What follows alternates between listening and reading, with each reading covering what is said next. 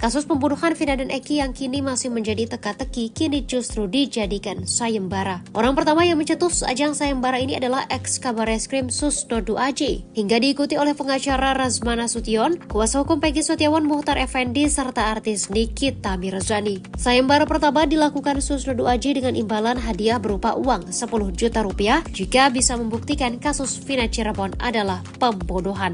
Menurutnya tak ada bukti langsung yang membuktikan bahwa kematian Vina dan Eki adalah kecelakaan. Sementara bukti visum hanya mengungkapkan dua korban Vina dan Eki meninggal karena adanya benturan. Hadiah dinaikkan oleh orang kedua yang menggelar sayembara yakni Razman Nasution. Ibarat menyindir Susno, Razman bahkan menyiapkan 11 juta rupiah bagi orang yang bisa membuktikan bahwa Vina adalah korban kecelakaan.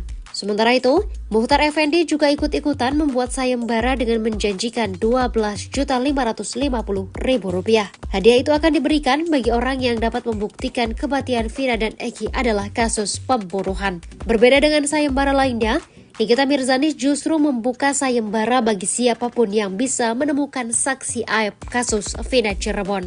Tak tanggung-tanggung, Nikita akan memberikan uang senilai 500 juta rupiah bagi orang yang menemukan aib.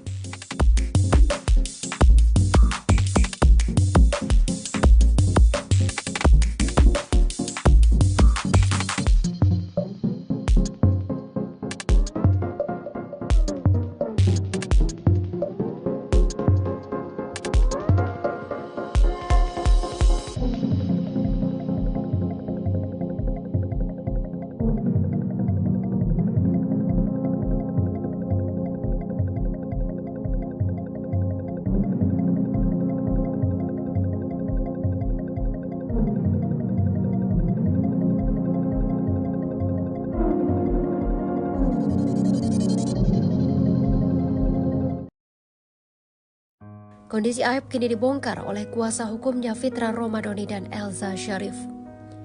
Aib saksi kunci kasus pembunuhan Vina dan Eki ternyata sedang stres.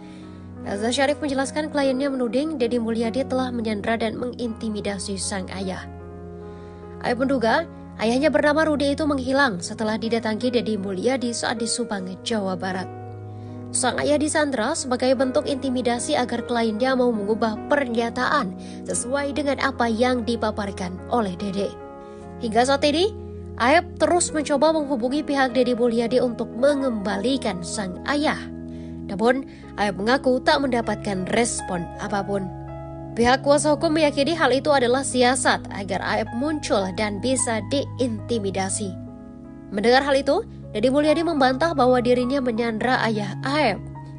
Deddy menepis tuduhan itu saat bersaksi di sidang peninjauan kembali Saka Tatal di Pengadilan Negeri Cirebon, Jawa Barat pada Rabu 31 Juli 2024. Deddy mengatakan jika ayah Aib tak disandra olehnya melainkan datang ke kediamannya di Lembur Pakuan, Jawa Barat diantar oleh paman Aib.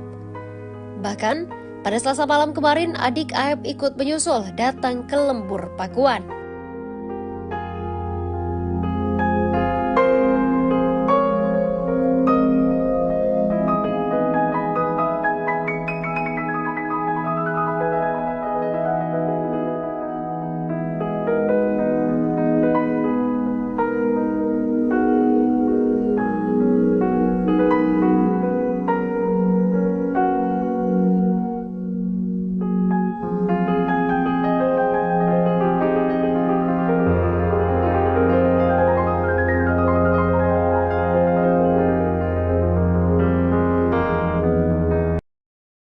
Deddy Mulyadi membantah tudingan dirinya selalu tampil di kasus Vina Cirebon untuk mencari popularitas belaka. Deddy mengatakan alasannya terlibat dalam kasus Vina lantaran ingin menghadirkan keadilan terhadap 7 terpidana. Hal itu disampaikan Deddy lewat akun Instagramnya @deddymulyadi71 pada Rabu 31 Juli 2024. Deddy menegaskan telah memiliki sejumlah bukti yang menunjukkan ketujuh terpidana tidak bersalah. 7 terpidana itu yakni Jaya, Eko Ramdhani Supriyanto, Eka Sandi Hadisaputra, Sudirman, dan Rivaldi Aditya Wardana. Deddy bahkan berharap ketujuh terpidana kasus pembunuhan Vina dan Eki pada 2016 silam bisa bebas dari penjara.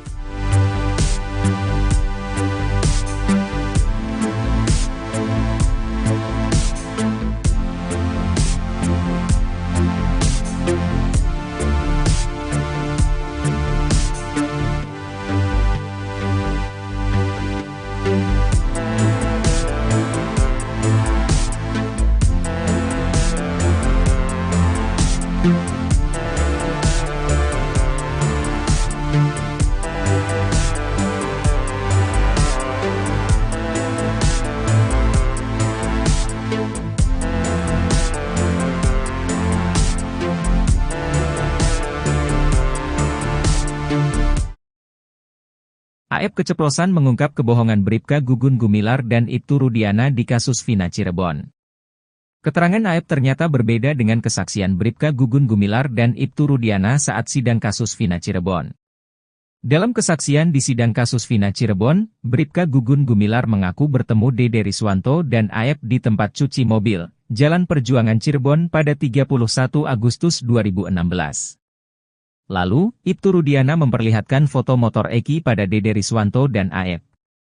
Berdasar kesaksian Bribka Gugun Gumilar, AF dan Dede Riswanto mengaku melihat peristiwa pengejaran dan pelemparan terhadap Eki Vina pada Sabtu 27 Agustus 2016. Pun dengan Ibtu Rudiana yang mengaku bertemu AF dan Dede Riswanto di tempat cuci mobil. Ibtu Rudiana mengaku Dede dan AF hanya salah satu dari sejumlah orang yang ditanyai olehnya pada 31 Agustus 2016. Saat kami berempat mencari informasi ke TKP penemuan mayat coba cari CCTV, jam 2 melintas Alfamart, saya melihat AF dan Dede nongkrong di depan cuci mobil, kami samperin. Saya mendasari informasi AF dan Dede dia melihat pada malam minggu ada upaya pengejaran dan penganiayaan kemudian dia menyampaikan motornya warna hijau saya memperlihatkan motor yang di Polsek Talun, kata Ibtu Rudiana. Namun keterangan Bribka Gugun Gumilar dan Ibtu Rudiana justru berbeda dengan pengakuan AF. AF mengaku bertemu Ibtu Rudiana di Polresta Cirebon, bukan di tempat cuci mobil. AF mengaku dipanggil ke Polresta Cirebon untuk dimintai keterangan oleh penyidik kasus Vina Cirebon. Padahal Bribka Gugun Gumilar dan Ibtu Rudiana menerangkan bahwa mereka mendapat informasi terkait keberadaan terpidana kasus Vina Cirebon dari telepon AF. AF menekankan pengakuan Dede Riswanto adalah bohong. AF mengaku tidak pernah diarahkan Ibtu Rudiana dalam memberi kesaksian. Kuasa hukum Pegi Setiawan, Marwan Iswandi bersama Dedi Mulyadi mengupas kejanggalan demi kejanggalan yang terjadi di kasus Vina Cirebon 2016. Salah satunya ketika AF mampu melihat para pelaku pembunuhan serta pemerkosaan dengan jarak 150 meter dalam kondisi minim pencahayaan.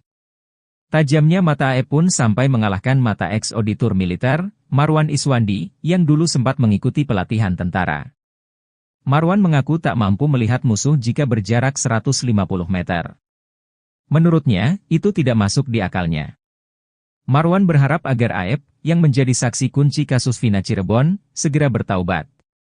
Hatinya terbuka untuk mengakui kebohongannya selama ini yang ditutup-tutupi.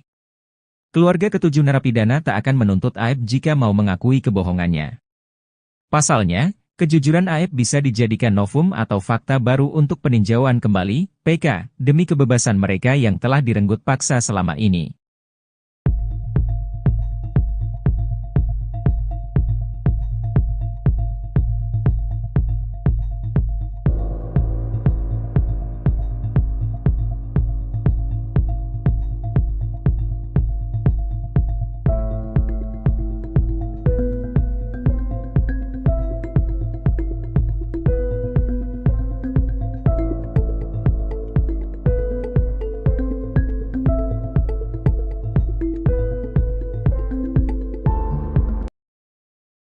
Inilah polisi bertato yang sadis siksa terpidana kasus Vina Cirebon di tahun 2016. Aksi penyiksaan yang dilakukan polisi bertato para terpidana kasus Vina Cirebon ini terungkap pada sidang peninjauan kembali, PK, Saka Tatal. Di akun media sosialnya, polisi bertato itu sempat pamer botol alkohol usai vonis kasus Vina Cirebon. Aksi sadis polisi bertato itu dibeberkan oleh Aldi, adik Eka Sandi terpidana kasus Vina Cirebon. Aldi merupakan salah satu pemuda yang diamankan oleh Ibtu Rudiana dan rekan-rekannya pada tanggal 31 Agustus tahun 2016. Ada 8 orang yang saat itu diamankan, mereka adalah Saka Tatal, Eko, Hadi Saputra, Eka Sandi, Supriyanto, Jaya, Sudirman, dan Aldi. Yang nangkap Pak Rudiana sama temannya, 3 orang, kata Aldi di sidang PK Saka Tatal. Setibanya di Polres Cirebon Kota, kata Aldi, 8 pemuda itu langsung mendapat penyiksaan. Kami disiksa, diinjak, ditendang, bebernya. Penyiksaan itu, kata Aldi, terus dilakukan hingga malam hari. Dia bahkan sempat dipukul menggunakan gembok dan rambutnya dibakar. Kemudian anak buah Ibtu Rudiana juga sempat menyuruh Aldi dan para terpidana minum air kencing. Minum air kencing semua, 1 gelas. Saya 1 gelas, Saka 1 gelas, jelas Aldi sambil menangis. 8 tahun berlalu, Aldi rupanya masih ingat nama-nama polisi yang menyiksa mereka. Aldi mengingat 2 anak buah Ibtu Rudiana yang paling sadis. Keduanya yaitu Gugun Gumilar dan Aris Papua. Aris Papua sama Gugun, itu yang paling kejam, kata Aldi. Pada akun media sosial Facebooknya, Aris Papua kerap memposting foto-foto dirinya baik saat berseragam polisi atau pakaian biasa. Aris Papua juga kerap berfoto menggunakan baju tanpa lengan. Terlihat Aris memiliki tato di tangannya. Tato itu bergambar burung dan berukuran cukup besar. Aris Papua juga sering memposting foto dengan mobil atau motornya. Pada tanggal 7 Oktober 2-17, Aris Papua terlihat memposting foto beberapa orang sedang makan bersama di sebuah tempat. Tempat itu mirip pos dan ada spanduk bertuliskan Karang Taruna. Di foto itu ada 3 pria sedang duduk sambil menikmati makanan yang ada di depannya. Satu pria tampak tidak memakai baju atasan dan terlihat ada tato di tangan kanannya. Di foto itu terlihat ada 2 mangkuk berisi makanan, kemudian nasi di atas bungkus kertas dalam kondisi sudah acak-acakan. Ada pula bungkus kacang, botol air mineral kosong, dan botol minuman beralkohol bertuliskan Guinness. Foto itu diposting Aris Papua setelah vonis kasus Vina Cirebon terhadap 8 terpidana. Aris memposting pada tanggal 7 Oktober tahun 2017, sementara para terpidana divonis pada tanggal 26 Mei tahun 2017. Sementara itu, Ibtu Rudiana membantah telah menyiksa para terpidana kasus Vina. Tidak ada, disiksa, karena pada saat saya menyerahkan ke Reskrim, posisi masih utuh dan kami foto, ada dokumentasinya, kata Rudiana saat konferensi pers bersama Hotman Paris. Ia menegaskan kalau para terpidana itu tidak dianiaya oleh dirinya dan anak buahnya.